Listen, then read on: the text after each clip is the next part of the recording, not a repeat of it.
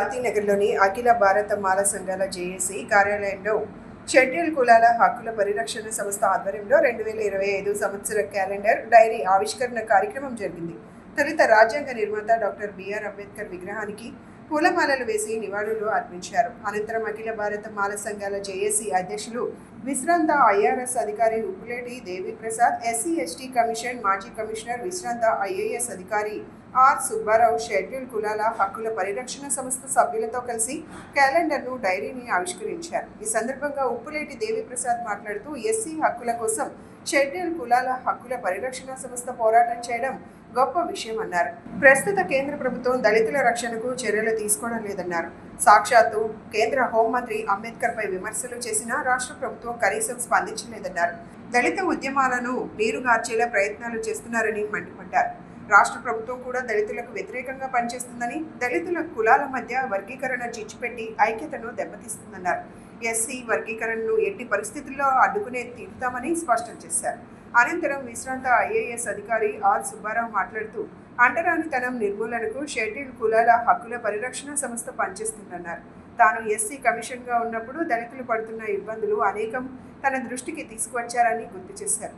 చెన్నకేశవులు బాటలో ఆయన భావజాలంతో వారి కుటుంబ సభ్యులు పనిచేయడం గర్వకారణమన్నారు. అనంతరం షెడ్యూల్ కులాల హక్కుల పరిరక్షణ సమితి అధ్యక్షులు చెన్నకేశవులు మాట్లాడుతూ తమ సంఘం దళితుల సమస్యలపై పోరాడుతూ ఎస్సీ ఎస్టీ కేసులు నమోదు అయ్యేలా చేస్తున్నామని చెప్పారు. దళిత హక్కుల గురించి తెలియచెప్పడంతో పాటు వారికి చట్టాలపై అవగాహన కల్పిస్తున్నామన్నారు. అందరికీ జై భీమ్. ఈరోజు ఒక ప్రముఖమైనటువంటి వ్యక్తి ఒక సంఘానికి అధ్యక్షులుగా ఉన్నటువంటి చెన్నకేశవులు గారు ఇక్కడికి రావడం జరిగింది. ఆయన ఎంతో అంబేద్కర్ గారి మీద ఉన్నటువంటి అభిమానంతో అలాగే మన సుబ్బారావు గారిని ఎంతో సేవలు చేసినటువంటి సుబ్బారావు గారు జాతి కోసం IAS senior IAS officer retired. ఆయన ఎస్సీ కమిషన్లోనే ఎక్కువ కాలం పనిచేశారు. అలాంటి మహానుభావులు తోటి లేదంటే ఇప్పుడు నేను ఒక జేఏసీ చైర్మన్గా ఉన్నాను, మాలల జేఏసీకి. సో నా చేతుల మీదుగా ఈ యొక్క డైరీ అలాగే క్యాలెండర్ ఆవిష్కరించాలనేటువంటి ఉద్దేశంతో ఆ కోరికతో ఆయన ఇక్కడికి రావడం జరిగింది. సో ఆయన ఇక్కడికి అంత దూరం నుంచి ఇక్కడికి వచ్చి ఈ కార్యక్రమాన్ని చేపట్టాలనేటువంటి కోరికలోనే తెలుస్తుంది ఆయన ఎంత అంబేద్కర్ వాది అనేటువంటి విషయం. ఎందుకంటే ఈ సంఘం ఎస్సీ రైట్స్ ప్రొటెక్షన్ ఫోరం లాంటిది. ఎస్సీ రైట్స్ ప్రొటెక్షన్ అనేటువంటిది చాలా ఇంపార్టెంట్ టాపిక్ ఇవాళ.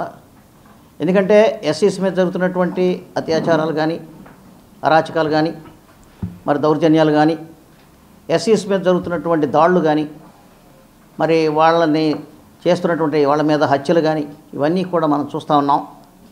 పెళ్లి చేసుకుంటేనే వారవలేని, గుర్రం మీద వెళ్తేనే వారవలేనిటువంటి ఒక సమాజంలో మనం బతుకుతున్నాం. దళితుడు అనేవాడికి కనీసం సంతోషంగా పెళ్లి చేసుకుని గుర్రం మీద ఊరేగాలి అనేటువంటి కోరికను కూడా లేకుండా చేయాలనేటువంటి ఉద్దేశంతో చావులు చేస్తున్నారు. అలాగే మహారాష్ట్రలో ఒక సెల్ ఫోన్లో అంబేద్కర్ సాంగ్ పెట్టుకుని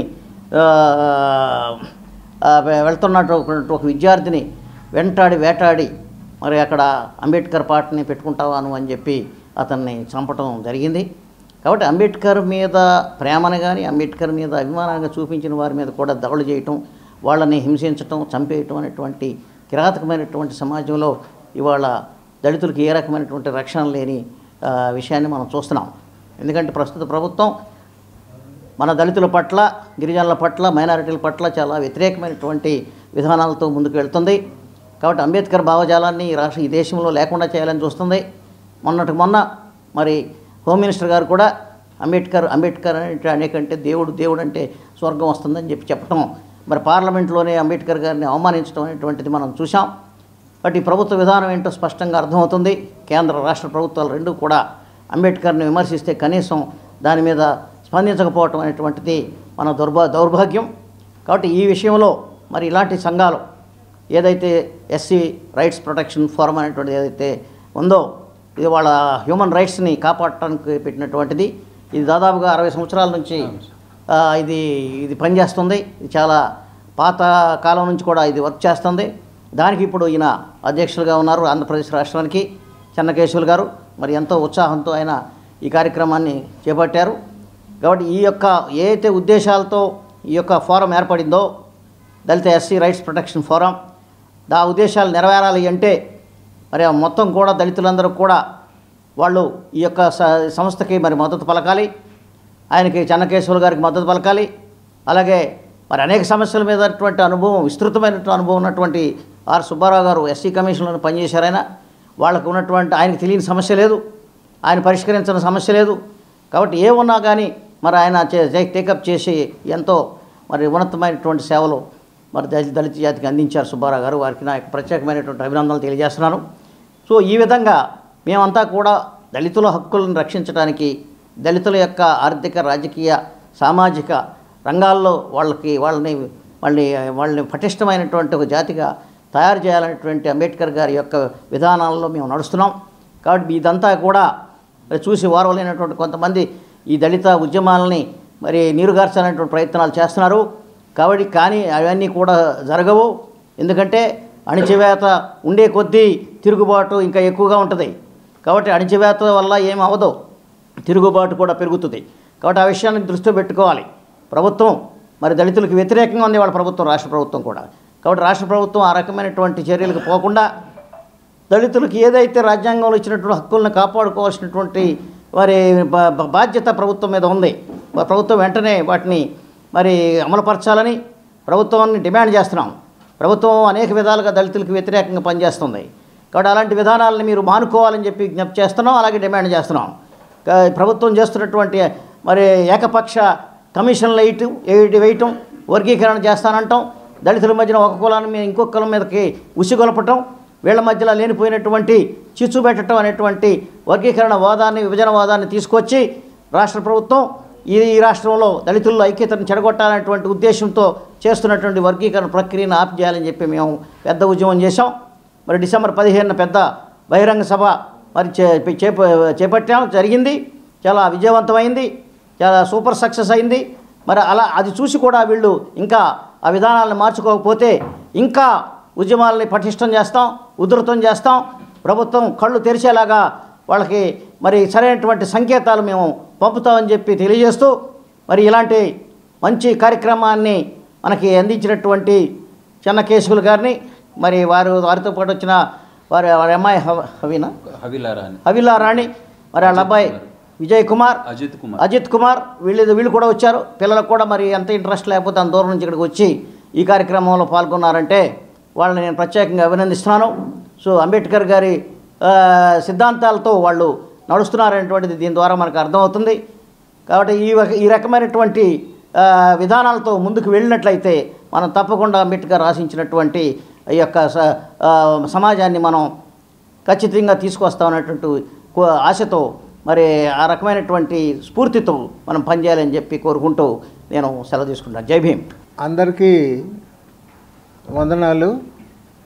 ముఖ్యంగా మై డియర్ భీమ్ రేట్స్,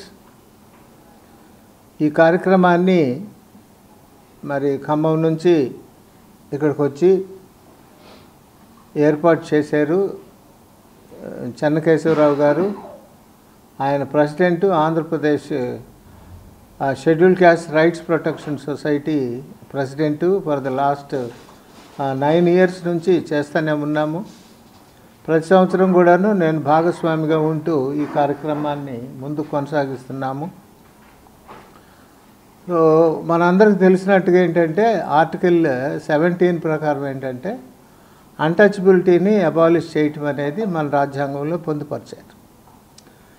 దాన్ని ఏ విధంగా కొనసాగించాలి అనేది దానికి ఇటువంటి సంఘాలు ఏర్పాటైనవి. ముఖ్యంగా మన ఆంధ్రప్రదేశ్లో ఇదే గొప్ప సంఘం, schedule caste rights protection society అని.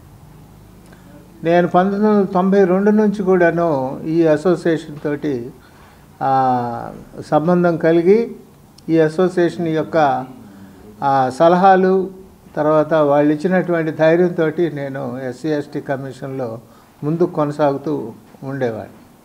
ముఖ్యంగా చెన్నకేశవరావు ఇది మన స్టేట్ సపరేట్ అయిపోయిన తర్వాత మరి నేను ఎస్సీ ఎస్టీ కమిషన్లో మరి ఇక్కడ సెక్రటరీగా ఉన్న సమయంలో మరి ఆయన గారు ఎన్నో రకాలైనటువంటి ప్రాబ్లమ్స్ని మరి మా కమిషన్ దృష్టికి తీసుకురావటం జరిగింది. వాటిని సాధ్యమైనంత వరకు అప్పటికప్పుడే మరి సాల్వ్ చేయటానికి మేము సిన్సియర్గా ప్రయత్నం చేశాము. చాలా విజయవంతంగా ఆయన ఈ కార్యక్రమాన్ని కొనసాగిస్తూ ఉన్నారు. దయచేసి అందరూ కూడాను మరి చెన్నకేశవరావు గారికి సపోర్ట్ చేయాలి, కోఆపరేట్ చేసి ఈ యొక్క ఆర్గనైజేషన్ని ఇంకా ఇంకా ఇంకా పదిలంగా ముందుకు కొనసాగించుకుంటూ ముందుకు వెళ్ళాలి అని. దాంతోపాటు ఇప్పుడు ఆయన గారి కుమారుడు కూడాను ఇదే లైన్లో ప్రయాణించడం అనేది చాలా గొప్ప విషయం. నాన్న ఒకసారి లేకు. మరి ఆ హ్యూమన్ రైట్స్ జస్టిస్ కమిషన్లో ఆయన ఒక ఏరియా మొత్తానికి కూడాను ఆయన ప్రెసిడెంట్గా ఉంటూ తండ్రి బాటలోనే ఇంకా కావాలంటే ఒక డిగ్రీ ఎక్కువగానే ఆ బాబు పయనిస్తూ ఈ కార్యక్రమాన్ని ముందుకు కొనసాగిస్తున్నారు. మరి ఈ యొక్క సొసైటీ మరి 30 దంతులుగానో 60 దంతులుగానో 100 దంతులుగానో అభివృద్ధి చెంది ఎక్కువ మందికి మరి న్యాయం జరిగేలాగా ఆ సొసైటీ సహాయం చేస్తున్న కార్యక్రమంలో మీ అందరి సహకారం కూడాను ఆయనకు అందించాలి అని మనసారా కోరుకుంటూ అందరికీ వందనాలు తెలియజేసుకుంటూ